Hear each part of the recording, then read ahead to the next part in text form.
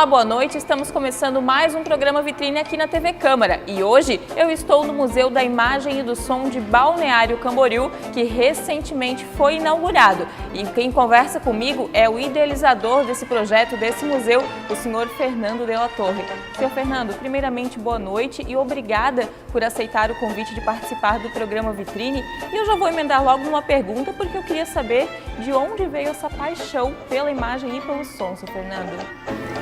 Meus cumprimentos a todos vocês da equipe lá da TV Câmara, meus cumprimentos também a todos os senhores vereadores, né?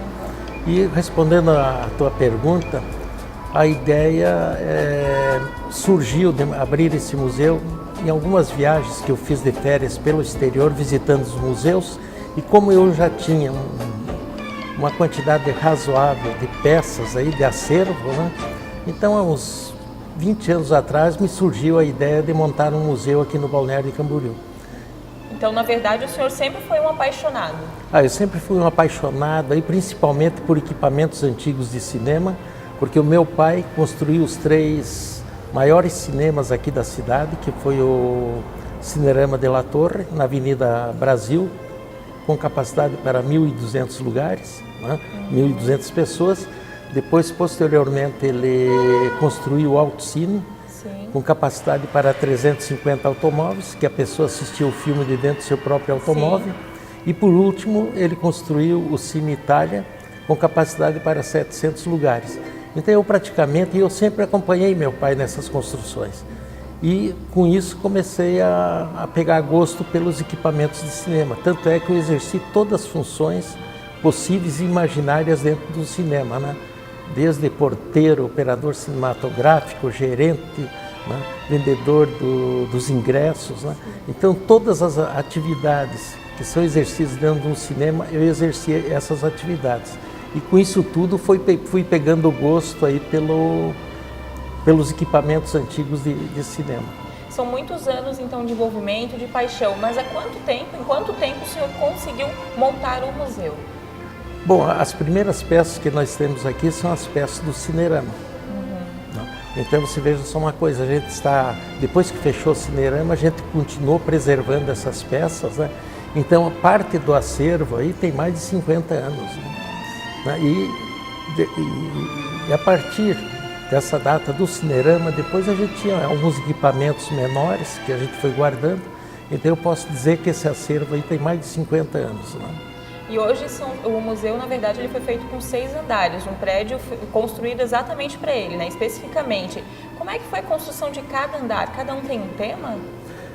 Olha, a construção aqui nós iniciamos há 6 anos atrás, né? E eu quero também agradecer a todos os senhores vereadores da época, né?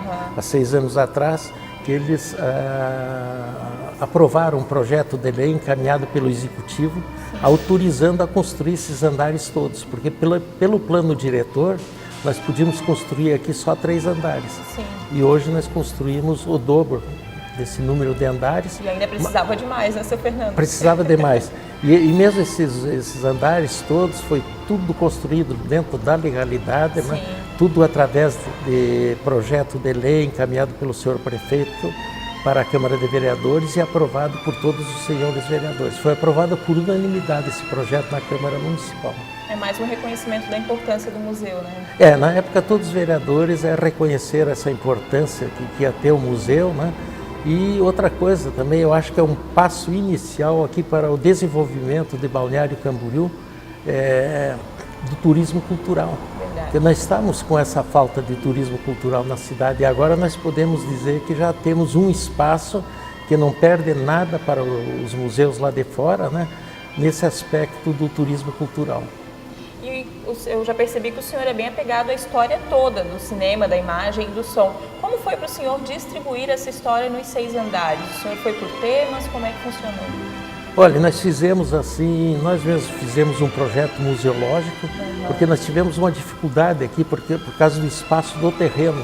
Sim. Então nós tivemos que fazer um museu aí a construção vertical, que normalmente os museus todos aí a construção é horizontal, Sim. Que eles têm áreas grandes, enormes. Então aqui nós tivemos uma dificuldade para distribuir essas peças. Então o que nós fizemos? Fizemos um estudo e resolvemos então distribuir por temas e por épocas também. Então, só um exemplo que eu vou te dar, o primeiro andar, então nós temos uma história do início do cinema, né? E temos também a história do pré-cinema, quer dizer, da época anterior ao cinema, né? Então, nesse primeiro andar são o acervo, as peças, tudo são peças de 200 anos, peças centenárias, né? E aí nós passamos para um andar seguinte, né, que é um pouco mais recente da história, mas não deixa de ter seus 100 anos, né? E temos um outro andar que é dedicado exclusivamente ao rádio. Então nós temos diversos rádios expostos, desde a época dos rádios com suas caixas de madeira, né? E todos eles valvulados, né? Depois temos também a exposição dos rádios transistorizados, né? E você veja a evolução que teve, né? Que hoje nós sintonizamos até as emissoras aí através de um celular, né? E naquela época eram caixas enormes de madeira que eram os rádios. Isso está tudo exposto num outro andar, inclusive nós contamos também nesse andar um pouco da história do rádio, né? Seu Fernando, eu vou tirar uma dúvida que eu acho que o pessoal de casa também está se perguntando, porque pelo pouco que o senhor já falou, essas peças elas são muito antigas e provavelmente têm um valor muito alto. Esse investimento do cinema foi todo feito pelo senhor? O investimento foi todo particular nosso, todo investimento. Nós não tivemos qualquer investimento financeiro, né, de qualquer entidade pública, né? Nós tivemos auxílio assim de pesquisa. Sim. De entidades públicas, entende? Por exemplo, tivemos muitas informações sobre a história um pouco do balneário aqui, através do arquivo histórico aqui do Balneário Camboriú, né? Outra coisa, você vê, nós tivemos assim, sobre um andar que nós temos de exposição de cédulas e moedas, que conta toda a história do sistema monetário brasileiro, né? Isso aí nós tivemos uma ajuda e um auxílio do Museu de Numismática do Banco Itaú, na Avenida Paulista, em São Paulo. Sim. Onde falamos com o curador e ele nos forneceu uma série de informações, né? Então, foi um trabalho assim de muita pesquisa, né? Porque nós temos todas as legendas, essas legendas são resumos da história dessas peças, né? E às vezes tem que se ler um livro todo para fazer um resumo, né? Para fazer um histórico de uma peça. É verdade. Seu Fernando, a gente vai fazer um intervalo bem rapidinho, mas a gente já continua a nossa conversa. E você não saia daí porque o Vitrine volta já já.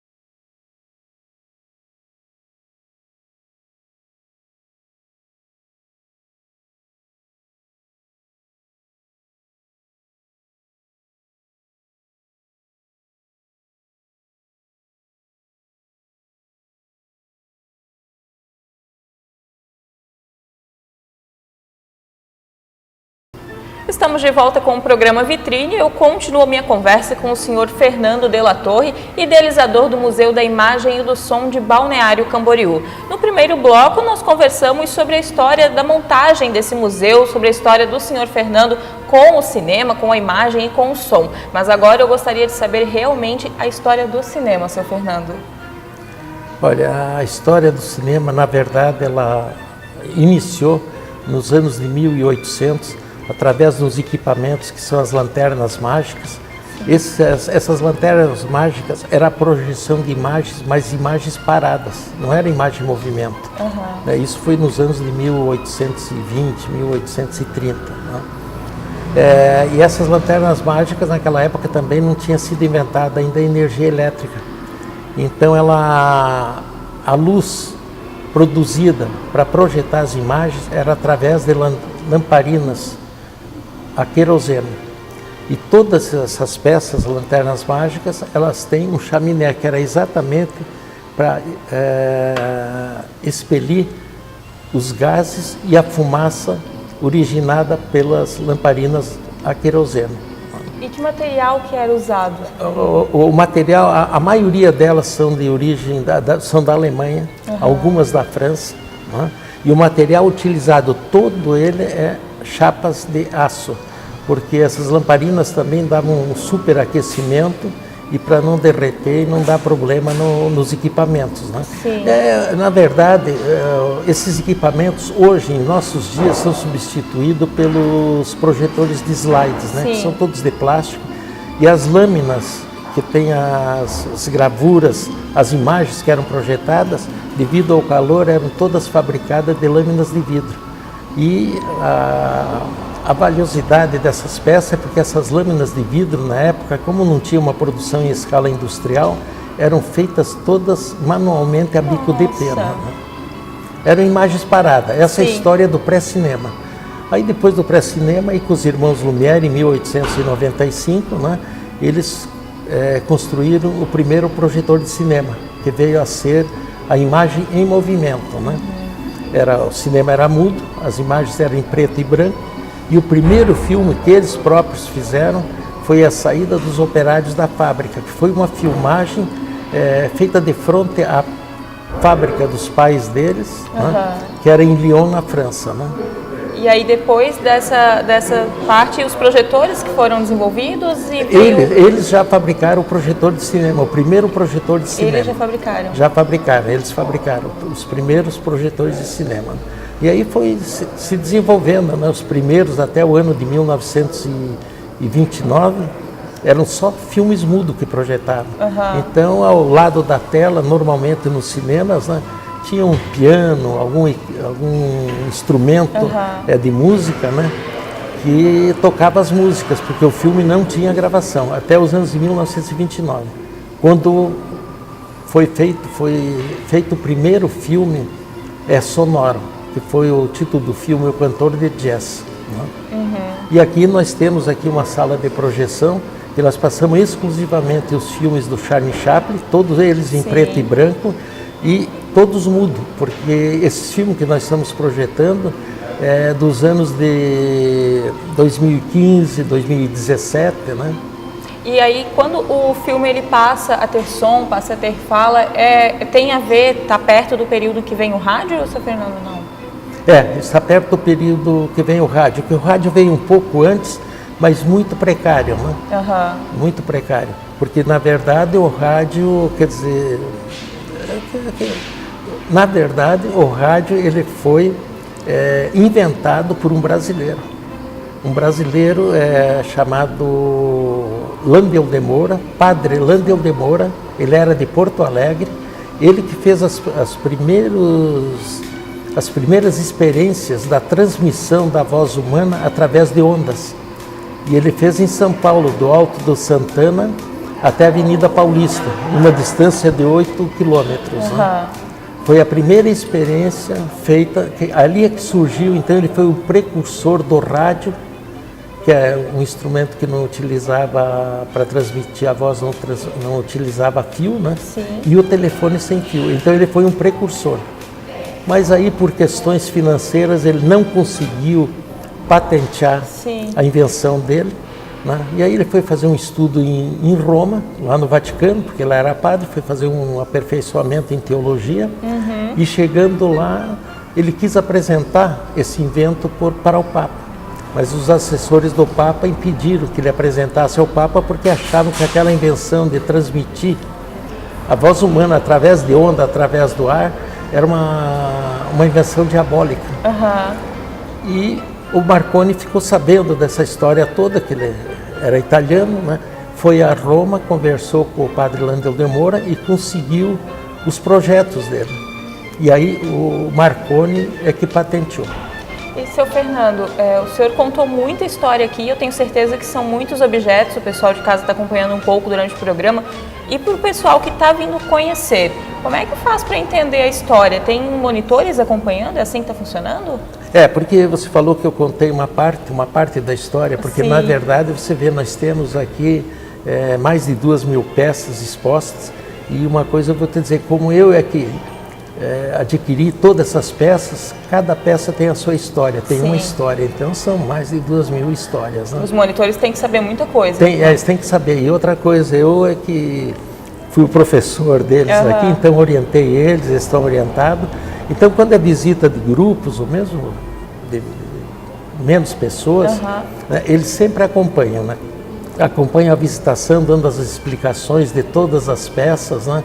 Então a pessoa que faz essa visita ao museu tem um proveito muito grande, porque ela vai saber um pouco da história das peças, né? E da história da imagem do som, além da história da numismática, que é a coleção de cédulas e moedas. O senhor inaugurou o museu no aniversário do município, dia 20 de julho, pouco mais de um mês atrás. Sim. Como está sendo o movimento? Os 2 monitores estão conseguindo dar conta de tudo?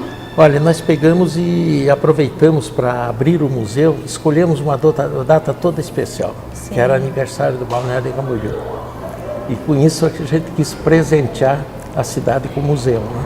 Um baita de um presente, gente. E o que nós temos aqui são 2 monitores no momento, mas te digo, o movimento nos surpreendeu, está fora das nossas expectativas. Geralmente famílias? Normalmente famílias com os filhos, né? Isso que é importante. Então as crianças, os adolescentes, né, estão tomando conhecimento de toda a história da imagem e do som. E esses monitores dão suas explicações das peças, né? Fora isso aí também nós temos as legendas explicativas de cada peça, né? Então a pessoa não vem aqui simplesmente ver a peça, ela observa, vê a peça e já fica sabendo um pouco da história dessas peças. Né? Seu Fernando, quem está nos acompanhando ficou curioso para conhecer o museu. Qual o horário, os dias, o valor? Fala só um pouquinho para o pessoal de casa. Olha, o museu nós estamos abrindo, como normalmente é de praxe, todos os museus, é só no período da tarde, das 13 horas às 18 horas. Né? Sim. E o preço do ingresso é R$20 o ingresso inteiro, o meio ingresso é R$10, esse meio ingresso é para menores de 14 anos, né? Idosos e professores. Né? Os professores trazendo o olerite, a carteira de trabalho, como é que funciona? Só trazendo um comprovante, qualquer documento que comprove que é professor, paga meio ingresso também. E o museu fica aqui na rua 700, o número? Fica na rua 700, número 44, e só ele está fechado às segundas-feiras, que é para descanso do pessoal e para manutenção das peças, limpeza de peças, né? Mas funciona de terças até domingos no horário da tarde. Gente, vou confessar que é imperdível, vocês precisam vir conhecer. Senhor Fernando, eu agradeço pela entrevista, pelo tempo que o senhor disponibilizou para a gente. Quero parabenizar por essa iniciativa, realmente é um presente muito especial para Balneário Camboriú, um museu da imagem e do som, e com certeza marca um novo início na história da cidade, na história cultural do nosso município. Muito obrigada e boa noite para o senhor. E você aí de casa, eu espero que você tenha gostado da nossa conversa, espero que você venha conhecer o museu e eu te aguardo no próximo programa na semana que vem.